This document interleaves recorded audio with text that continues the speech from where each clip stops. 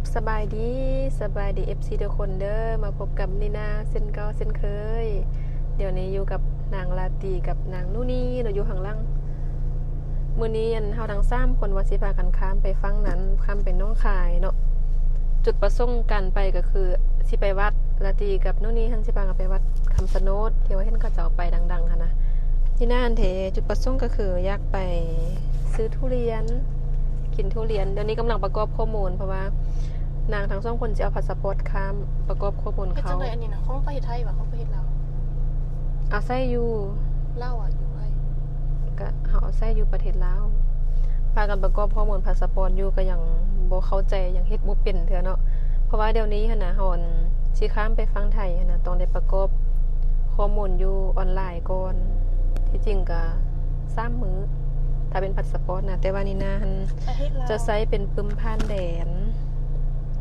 อันนี้จะเป็นปึ้มผ่านแดนเด้อจะสะดวกสบายเนาะแต่ว่ากำหนดอยู่ไทยได้3มื้อปึ้มผ่านแดนนะก็เลยว่าสิใช้ข้ามไปเฮาเสียค่าQR code หั่นน่ะ 10,000 กีบใช้ได้10ครั้งแล้วก็ค่าพันเข้าไปหั่น 18,000 กีบเนาะเฮาก็สิเอารถจอดไว้เบื้องนี้แล้วก็สิพากันนั่งรถทัวร์รถเมล์ข้ามเข้าไปเนาะซื้อปีค่าไปก็คู่นึง 20,000 กีบต่อปีนึงเดี๋ยวสิไปเบิ่งกันเลยพากันประกอบข้อมูลแล้วก็สิพากันข้ามไปเดี๋ยวนี้ก็พากันอยู่หน้าด้านเนาะฟังเวียงจันทน์อันนี้ก็เป็นค่า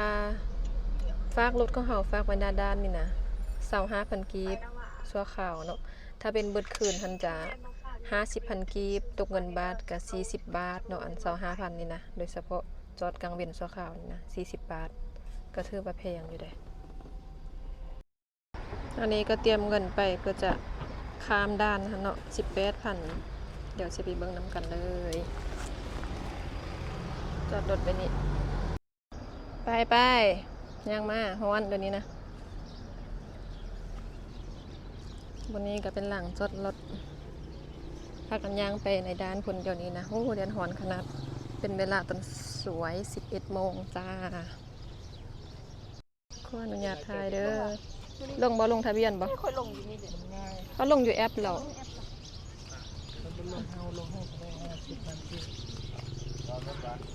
เขาลงทะเบียน 50,000 กีบแต่ว่านี่มีกำหนดทราบพากันลงผ่านแอปเองตอนนี้ก็พากันมาฮอดหน้าด้านแล้วสิพากันย่างเข้าไปเด้อเดี๋ยวนี้นะฮ้อนแท้ฮ้อนว่า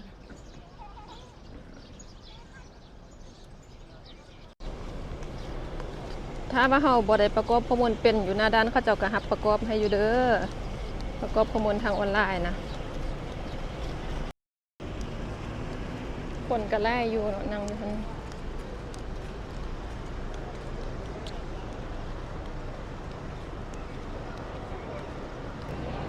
มีคนประกอบข้อมูลบ่ผ่านเซ้ยบ่ได้เฮ็ดบ่เป็นเดี๋ยวนี้ลาตีเพิ่นเอาพาสปอร์ตให้เจ้าหน้าที่อยู่นี่ประกอบข้อมูลให้เนื่องจากว่าเฮ็ดเองมันบ่ผ่านเนาะเฮ็ดเองบ่เป็นเด้หั่นนะบ่ได้เก็บมาอยู่บ้านแล้วให้เขาเจ้าเฮ็ดให้ 50,000 กีบแต่ว่านู่นนี่น้องสาวหันเพิ่นว่าสิพยายามเฮ็ดเองลองเบิ่งสิได้บ่ว่าซั่นเด้ถ้าเฮาเฮ็ดบ่เป็นก็เขาเจ้าก็รับเฮ็ดให้อยู่ของนี่น่าจะใช้เป็นปึ้มพันแดนผ่านเนาะหลังจากจำตม.ฟังลาวแล้วก็ต้องมาจ่ายเงิน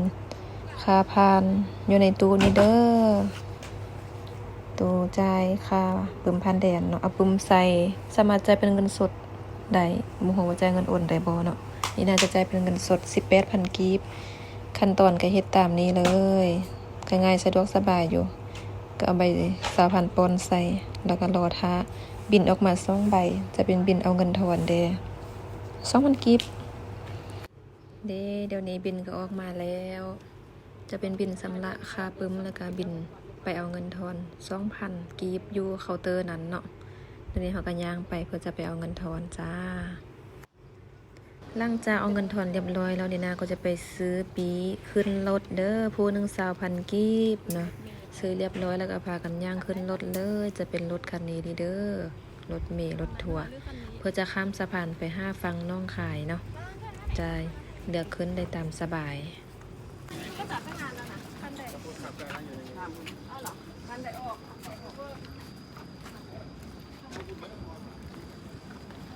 คันนี้แหละ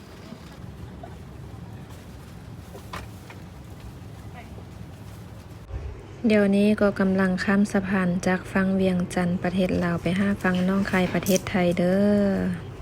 นี่ก็จะเป็นน้ำคลองเด้อเดี๋ยวนี้ก็มาฮอดฝั่งหนองคายประเทศไทยเป็นที่เรียบร้อยแล้วเด้อไปลงไปจำพันตมกันเลยเนื่องจากว่านี่นะใส่เป็นปึมพันเดือนค่ะมาฟังไทยเนาะมาฮอดพีอันดับแรกก็ต้องได้ไปกอบเอาปึมพันเดือนออกมา2 ใบค่าธรรมเนียมก็ราคา10 บาทนั่นเองเนาะหลังจากกอบออกมาแล้วก็ต้องได้ไปจำตมทางฝั่งไทยเดี๋ยวนี้ก็เป็นที่เรียบร้อยค่ะมาฮอดฝั่งนี้แล้วมาฮอดพี่ก็เป็นเวลา12 โมงแต่ว่าเฮายังบ่ได้กินข้าวเช้ากับข้าวสวยเนาะอากาศฟ้าก็มืดครึ้มฝนคือสิตกลมก็แห้งสิพากันไปเลาะหากินข้าวกินน้ำก่อนเด้ออยู่ในเทศบาลเมืองหนองคายเนาะเสียดายน้องสาวบ่ได้มานำเนื่องจากว่าเพิ่นประกอบเอกสารเองบ่ผ่านเดี๋ยวนี้เฮา2 คนค่ะมาฟังน้องคายแล้วนู่นนี่ค่ะมาบ่ได้เนื่องจากว่าประกอบเอกสารบ่ผ่านเฮาบอกว่าให้จ้างเขาเจ้า50,000บ่ยอมจ้างเนาะแล้วตีหันจ้างเขาเจ้าเฮ็ด50,000ค่ะมาเรียบร้อยสิพากันมากินข้าวก่อนกินส้มตำแต่ในฝนสิตกแล้วทุกคนเอ้ยมากินข้าวสวยเด้อมาสั่งส้มตำคอหมูย่างแล้วก็มีเกาะล่ามปลาด้วยน้ำกัดปลา ก็ใส่เอาล้างมันนี่กับล้างเนี่ยได้ ล่ามปลาต้องกิน ที่คนต้องท สั่งส้มตำไปแล้วเนาะตอนนี้ก็พากันสั่งอาหารเรียบร้อยแล้วเนาะกำลังพากันมากินข้าวกับลาตี2 คนนู่นนี่บ่ได้มานำอีต้นเพิ่นเดมาติดต่อหมอมาฮอดพี่แล้วก็กลับเนาะโอ้ยน่าสงสารแฮงเฮาก็สั่งตำปูปลาร้ากับตำไทยแล้วก็ปิ้งคอหมูย่างแล้วก็ห้วยหลายอย่างบ่ได้กินด้นหรอกแซ่บๆได้ทั้งทีนะกินข้าวนำกันเด้อจ้าจุดประสงค์เพิ่นก็มากินส้มตำปูปลาร้าในน้องลาตีเพิ่นมักแฮงบ่ได้มาโดนแล้วที่จริงก็เคยมาเทื่อนึงหั่นแหละแต่ว่าบ่ได้กินมาเท่านั้นนะมาละฟ้าวแล้วก็กลับเท่านี้มาก็พากันตั้งใจมากินส้มตำปูปลาร้าอยู่ฝั่งหนองคายเนาะกำพากันนั่งรออยู่จังไดอาหารก็มาฮอดแหละมาแล้วอาหารทำมาครบแล้วเด้อมีส้มตำหอยแล้วก็ปลาคอหมูย่างต้มแซ่บอร่อยมากหลายอย่าง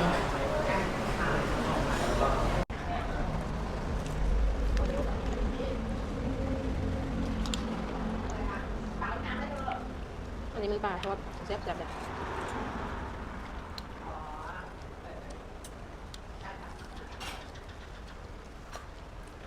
อันนี้จะหอมดีเนาะจะต้มสมุนไพร เรากินเป็นห้อย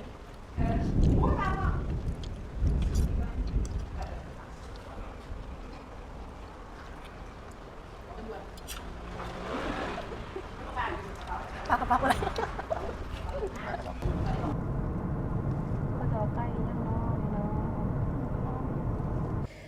หลังจากนี้นะกับลาตีพากันกินข้าวสวยแล้วก็สิพากันไปเล่นคาเฟ่ที่แรกเฮา3 คนนะว่าสิไปวัดคำสะโนดสิเด้สิพากันไปขอพรเขายังจักอย่างแต่ว่าขาดผู้หนึงเนาะนู่นนี่ดีกลับบ้านก็เลยว่าบ่ได้ไป อีกอย่างหนึงเฮาก็มาฮอดผีสวยโพดเดไปบ่ทันเนาะเดี๋ยวนี้นี่นากับลาตีมาฮอดคาเฟ่ฟอเรสต์แล้วเนาะบ่เคยมาจักเทื่อเท่านี้ก็เป็นครั้งแรกคือกันงามเพราะว่าเห็นเขาเจ้าว่ามันดังแล้วก็ถ่ายรูปงามคนลาวมาไล่แต่เขามาในนี้เห็นรถ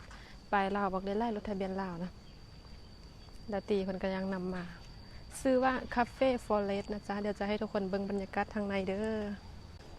อันนี้ก็เป็นประตูทางเข้าเนาะที่จริงเขาได้ไล่ทางอยู่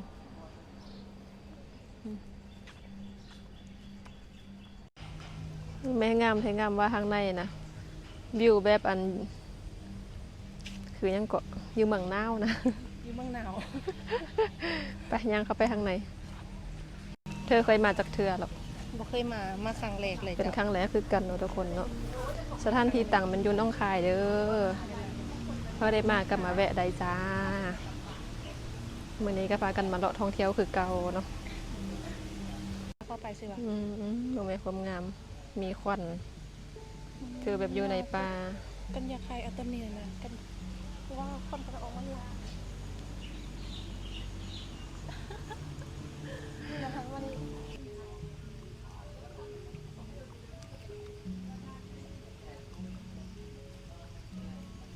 ไปยังเข้าไป เวียงจันทน์ก็แค่ปากซอยหนองคายก็แค่ปากซอยเนาะมาเมื่อเดียวก็ฮอดแล้วมาคนนี้คิดฮอดนู่นนี่เพราะว่านู่นนี่บ่ได้มานำนางบ่เคยมาจักเทื่อได้บ่นี้นะเฮา2คนก็ครั้งแรกคือกันที่มานะ ครั้งแรกที่เคยมา ไปเขาไปซื้อปีซื้อยังเขาไปดื่มอาหาร ดื่มอาหาร ต่างคนต่างทายเอากันวันนี้ไป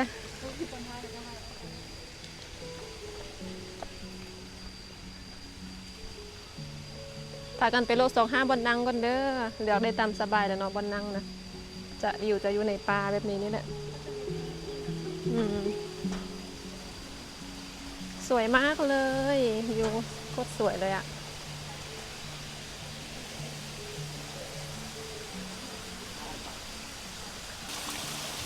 อันนี้มีน้ำตก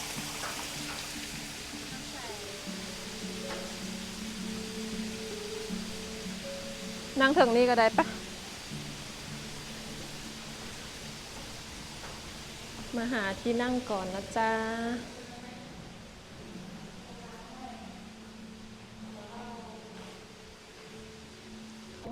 เครื่องดื่มมาฮอตแล้วเด้อข้องนี้นาเป็นมัทฉะน้ำมะพร้าวก้องละตีมโบโห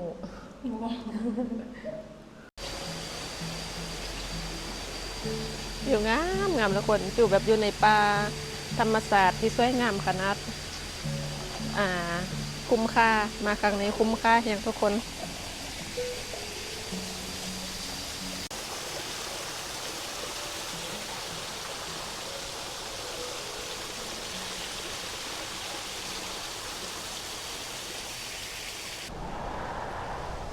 บรรยากาศงามแฮง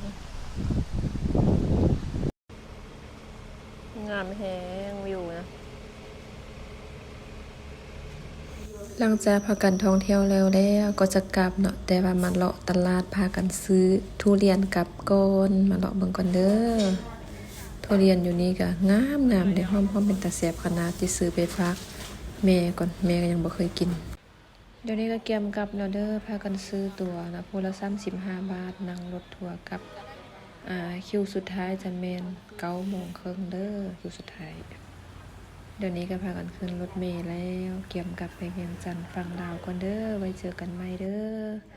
กลับก่อนน้องใครประเทศไทยไว้เจอกันใหม่เที่ยวมื้อนี้สนุกหลายเนาะขอขอบใจทุกคนเด้อบ๊ายบาย